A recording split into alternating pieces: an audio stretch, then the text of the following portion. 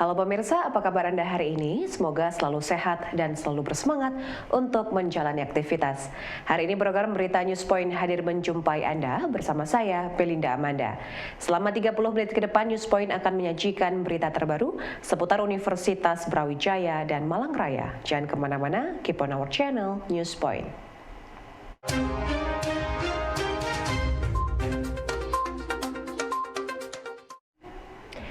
Pemirsa, komitmen UB untuk menjaring talenta mahasiswa baru dalam bidang penulisan ilmiah diwujudkan melalui Lomba Penulisan Proposal Program Kreativitas Mahasiswa atau LP2PKM. Lomba yang sedang berlangsung hingga tanggal 5 Maret ini dikhususkan untuk mahasiswa angkatan 2022. Wakil Dekan 3 FPIKUB Dr. Abu Bakar Sambah menjelaskan bahwa LP2PKM semula bernama Rektor Cup ini bertujuan menjaring talenta mahasiswa dalam penulisan bidang ilmiah yang dapat didorong hingga PIMNAS. Dengan LP2PKM ini, maka pihak PKM Center dapat melakukan pendampingan dan bimbingan talenta sejak awal kepada mahasiswa tersebut untuk dilibatkan dalam berbagai kegiatan tahun berjalan hingga fase PIMNAS. Kegiatan LP2PKM bagi mahasiswa angkatan 2002 di Universitas Brawijaya masih berlangsung. Program tersebut ditargetkan mampu menjaring 1.000 proposal yang dapat ditindaklanjuti melalui berbagai program. Untuk kebutuhan PIMNAS, Universitas Brawijaya mentargetkan mampu mengirim 500 proposal yang sudah mendapat penilaian secara internal. Nantinya, ide proposal yang menarik akan dilanjutkan hingga dapat masuk final PIMNAS ataupun program lain yang relevan. Beberapa strategi itu memang selalu dibuat tiap tahunnya. Salah satunya adalah untuk menjaring potensi-potensi bagus di proposal PKM, universitas itu selalu mengadakan yang namanya Rektor Cup. Kemudian tahun kemarin berubah namanya menjadi LP2PKM. Lomba Penulisan Proposal Program Kreativitas Mahasiswa yang memang ini dikhususkan untuk maba. Jadi dikhususkan untuk maba yang tujuannya adalah mengenalkan atmosfer penalaran khususnya di bidang program kreativitas mahasiswa dan juga PIMNAS.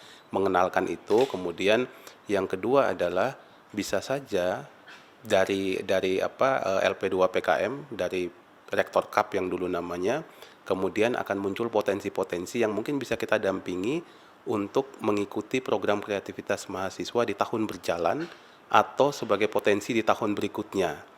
Jadi itu strategi awalnya. Berdasarkan aturan yang baru, terdapat beberapa perbedaan dalam pelaksanaan program PKM. Wakil Dekan 3 FPIKUB Dr. Abu Bakar Sambah menjelaskan beberapa hal baru tersebut adalah ketentuan bagi penerima dana program PKM tahun 2023 wajib memiliki akun media sosial. Keberadaan akun ini menurut Abu Bakar sebagai media komunikasi dan perkembangan kemajuan dari tahapan program kreativitas mahasiswa yang mereka lakukan. Dengan media sosial ini, maka kemajuan pelaksanaan program dapat diketahui oleh banyak pihak. Abu Bakar menambahkan pihaknya sudah menginformasikan kepada mahasiswa untuk memahami berbagai ketentuan baru dalam PKM 2023 agar dapat mengirim proposal terbaik sesuai dengan ketentuan hingga mampu meraih pendanaan. Ketentuan memiliki akun media sosial sebagai media informasi dan perkembangan program PKM menjadi hal baru bagi mahasiswa yang memperoleh pendanaan. Melalui akun media sosial ini, program yang mereka jalankan dapat dilaporkan secara berkala dengan kreativitas masing-masing. Media sosial ini juga merupakan alat bantu bagi pengembangan dan promosi produk dari program PKM yang dikerjakan oleh tim mahasiswa. Setelah kami melakukan sosialisasi, kemudian besoknya itu secara nasional ada sosialisasi juga yang itu dibuka untuk umum, semuanya bisa menyaksikan terkait dengan hal-hal yang menjadi pembeda antara tahun lalu dengan tahun ini.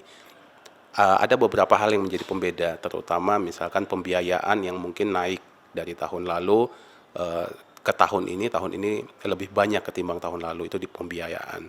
Kemudian dari sisi luaran, ada juga luaran yang tahun lalu tetap, kemudian tahun ini ditambahkan, misalkan semua yang memperoleh lolos di pendanaan maka harus membuat akun media sosial untuk sebagai pemberitaan apa-apa yang mereka lakukan. Itu luaran-luaran yang berbeda.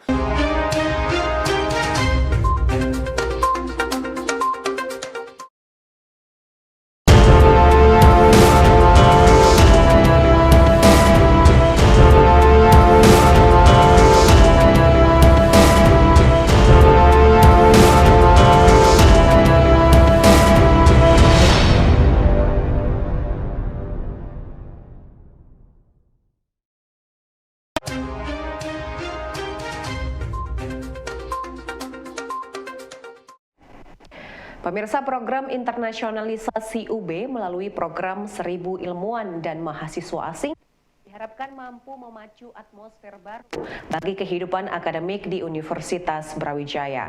Wakil Rektor Bidang Perencanaan, Kerjasama dan Internasionalisasi Andi Kurniawan mengatakan UB mengundang dosen dan mahasiswa dari berbagai perguruan tinggi yang bereputasi untuk melakukan riset, mengajar dan kuliah di Universitas Brawijaya.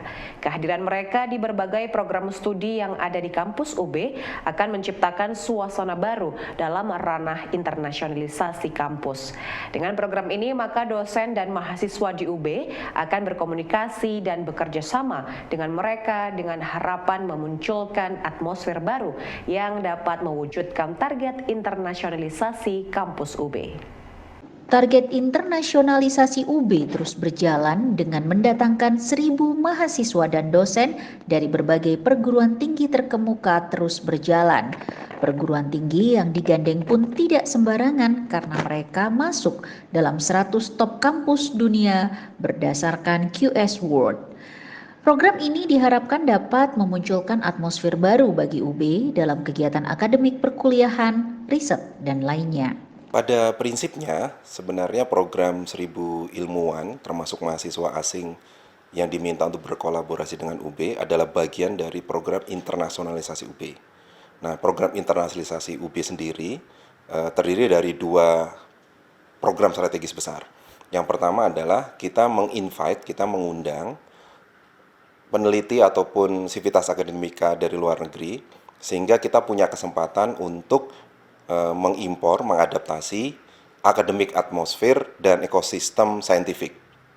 Dengan mengundang sivitas akademika dari luar negeri, terutama dari reputable university, target kita adalah universitas-universitas yang berada di 100 QS, maka kita berharap sivitas akademika UB dapat merasakan bagaimana kolaborasi internasional yang pada akhirnya meningkatkan pengalaman terkait akademik atmosfer dan learning ecosystem. Sebagai bentuk dukungan fasilitas bagi mahasiswa di areal perpustakaan, Badan Usaha Non-Akademik atau BUNA UB bersama alumni hari ini meluncurkan Alumni Cafe. Direktur BUNA Nurholis PhD mengatakan sarana baru ini merupakan komitmen BUNA untuk memenuhi harapan Rektor UB agar dapat menambah sarana bagi mahasiswa. Menurutnya, areal perpustakaan merupakan salah satu tempat yang memiliki tingkat kunjungan tinggi dalam waktu yang lama dari mahasiswa. Kehadiran Alumni Cafe ini diharapkan mahasiswa akan semakin kerasan untuk beraktivitas di perpustakaan dengan nyaman. BUNA saat ini pun akan terus mengembangkan penyediaan makanan dan minuman yang berkualitas halal thayyib dan maksud kami di berbagai kawasan yang ada di UB untuk menunjang aktivitas dosen dan mahasiswa. Sarana kafe di Universitas Brawijaya bertambah dengan diresmikannya Alumni Cafe yang berada di areal perpustakaan. Kafe ini merupakan buah kerjasama antara badan usaha non-akademik dengan alumni.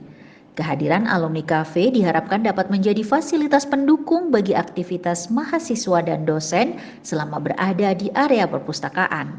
Alumni Cafe dapat menjadi meeting point baru yang ada di Universitas Brawijaya.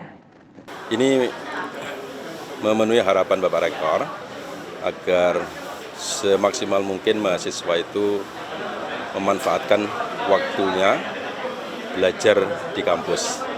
Dan saya kira Universitas Brawijaya itu sudah menyediakan banyak titik-titik, poin-poin yang mahasiswa bisa belajar dengan santai Dan saya kira di sela-sela itu mahasiswa juga membutuhkan makanan dan minuman yang sehat, yang halal, thayyiban. Nah ini guna diamanahi untuk itu ya, mensuplai makanan dan minuman ini, dan alhamdulillah pada hari ini bisa dibuka secara resmi kafe ini. Meskipun kecil tapi harapannya ini bisa melayani banyak mahasiswa karena di sini perputarannya cukup tinggi ya. Kita lihat dari ujung sana sampai ujung sana itu bahkan ini dari pagi hingga malam hari. Ya dengan ini nanti harapannya Universitas Brawijaya ini bisa mendukung mahasiswa yang ingin berlama-lama belajar di kampus dengan nyaman. Wifi-nya juga kencang di sini, jadi belajar nyaman sekali di sini. Kita ingin mewujudkan kampus Universitas Brawijaya, kampus yang paling nyaman untuk belajar. Pemirsa, sinergi dan kolaborasi yang terus digaungkan terus terwujud. Salah satunya dengan keberadaan alumni cafe yang berada di areal perpustakaan. Indri, perwakilan alumni yang mengelola alumni cafe, mengatakan keberadaan kafe tersebut merupakan sinergi bersama dengan badan usaha non-akademik. Indri menjelaskan para alumni tergerak untuk ikut bersinergi dengan kampus untuk menyediakan sarana penunjang bagi aktivitas mahasiswa. Salah satunya dengan menghidupkan beberapa daerah yang ada di kampus dengan sarana baru seperti kafe. Keberadaan kafe ini dapat menunjang aktivitas pengunjung perpustakaan, baik dosen maupun mahasiswa. Dirinya berharap sinergi ini dapat dilanjutkan di tempat lain setelah masa evaluasi dari outlet yang ada di kawasan perpustakaan ini. Sinergi alumni dan badan usaha yang ada di UB mulai terwujud dengan beroperasinya Alumni Cafe. Terletak di dekat pintu masuk perpustakaan, Alumni Cafe menjadi sarana baru bagi pengunjung yang ingin mendapatkan minuman dan makanan berkualitas dengan harga terjangkau.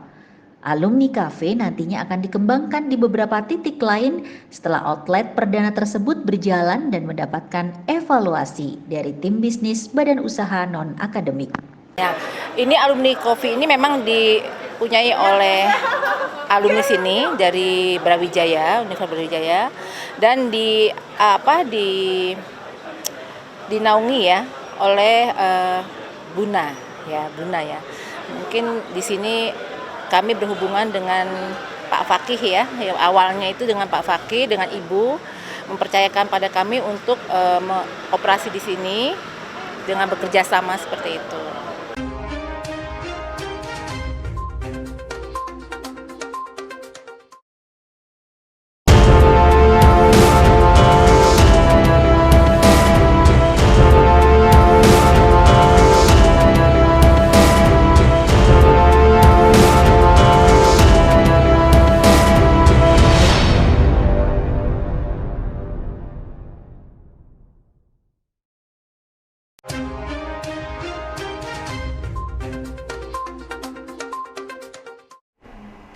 Pemirsa, 6 komunitas berkolaborasi untuk menjaring talenta anak Down Syndrome dalam dunia modeling. Acara yang berlangsung di Hotel Grand Mercure Malang Miramah ini, menurut panitia Sri Rahayu merupakan kolaborasi untuk mendukung keberadaan anak Down Syndrome. Melalui lomba foto dan catwalk, anak Down Syndrome diharapkan mampu tampil percaya diri dan mengembangkan bakat yang mereka miliki. Selain itu, Sri juga berharap acara tersebut semakin banyak pihak yang mengetahui potensi dari para anak istimewa yang ada di Kota Malang. 6 komunitas tersebut adalah Malang Female Motret, Hotel Grand Mercure, Komunitas Pejuang Mimpi, Hamparan Rintik, dan Komunitas Kromosom. Keberadaan talenta anak Down Syndrome tidak dapat dipandang sebelah mata. Melalui kerja keras, 6 komunitas anak Down Syndrome berhasil tampil untuk kemampuan modeling di Hotel Grand Mercure Malang. Dengan balutan baju dari Hamparan Rintik, para anak Down Syndrome tersebut mampu tampil melenggang seperti model catwalk. Kegiatan ini merupakan salah satu upaya untuk menggali potensi dan kemampuan mereka agar memaksimalkan bakat dan potensinya. Untuk kegiatan di Down Syndrome Model Hunt ini kita ada lomba foto untuk teman-teman fotografer, dan kita juga ada lomba pemilihan top model untuk anak-anak Down Syndrome. Tujuannya itu kita mau mencari bakat-bakat di dunia modeling untuk anak-anak Down Syndrome karena mereka ini juga punya kesempatan yang sama. Lalu kegiatan ini tuh menggandeng siapa saja ya? ada 6 komunitas yang terlibat sebagai penyelenggara event ini. Jadi ada dari komunitas Malang Female Motret, ada dari Grand Mercure Miramar Hotel Malang, komunitas Kromosom, Hamparan Rintik, dan komunitas Pejuang Mimpi. Beralih ke berita selanjutnya, pemirsa, busana dengan tim Zero Waste bernuansa pink mewarnai penampilan model Down Syndrome. Dominasi warna pink membuat para model ini terlihat lebih ceria di area runway Hotel Grand Mercure Malang. Viko, owner Hamparan Rintik yang mendesain baju untuk model Down Syndrome, mengaku memilih warna pink agar tampilan model lebih ceria sesuai dengan tema acara. Selain itu, penggunaan bahan dari Zero Waste juga dimaksudkan sebagai kampanye bebas sampah dengan memanfaatkan sisa kain menjadi desain baju baru yang menarik. Zero Waste merupakan salah satu cara kreatif untuk tampil maksimal dengan biaya yang lebih murah dengan kreativitas yang lebih. Konsep baju Zero Waste dengan nuansa pink menjadi pemandangan yang menarik pada saat diperagakan oleh puluhan model Down Syndrome. Bahan Zero Waste ini merupakan salah satu bentuk edukasi kreatif agar dapat memanfaatkan sisa kain menjadi bahan yang lebih berguna. Selain itu, bahan Zero Waste juga memiliki pesan bahwa semua orang dapat tampil maksimal tanpa mengeluarkan biaya mahal. Jadi hari ini kita pakai bajunya nuansanya pink. Kenapa warnanya pink, merah muda? Biar ceria. Karena hari ini kan bulan Februari ya, sekalian ya. Hari penuh kasih sayang gitu. Nah, kalau konsep bajunya semua konsepnya Zero Waste. Jadi nol limbah. Jadi itu kita memanfaatkan sisa-sisa potongan dari bikin hem, ada sisanya potongan dikit-dikit, dikumpulin jadi satu kayak gitu. Pemirsa, mahasiswa diharapkan dapat menjadi penjaga kehidupan harmoni pada masa yang akan datang. Rektor Universitas Brawijaya mengakui tidak ada jaminan bahwa kehidupan harmonis yang saat ini ada di Indonesia akan dapat terus terjaga. Namun dengan memberikan pendidikan mengenai inklusivitas dan keberagaman, diharapkan mahasiswa pada masa yang akan datang dapat menjadi pemimpin yang dapat menjaga keharmonisan kehidupan bangsa. Mahasiswa menurut Widodo merupakan aset masa depan yang harus mendapatkan pendidikan sesuai dengan karakter kebangsaan sebagai modal mereka menjadi pemimpin. Keharmonisan kehidupan bangsa Indonesia merupakan sesuatu yang harus dijaga agar dapat berlangsung secara terus-menerus. Proses ini dapat dilakukan dengan memberikan pendidikan mengenai inklusivitas bagi mahasiswa sebagai bekal bagi mereka menjadi pemimpin masa depan. Dengan bekal tersebut, maka keharmonisan kehidupan berbangsa dan bernegara diharapkan dapat terus dijaga keberlangsungannya. Dan alhamdulillah sekarang kita hidup dalam harmoni, hidup penuh toleransi. Tetapi hidup yang penuh harmoni dan toleransi ini tidak ada jaminan tidak berubah di masa yang akan datang. Siapa yang harus menjaga? Yang menjaga adalah kita semua, khususnya mahasiswa, sebagai yang leader yang harus tetap menjaga harmoni yang ada di Indonesia.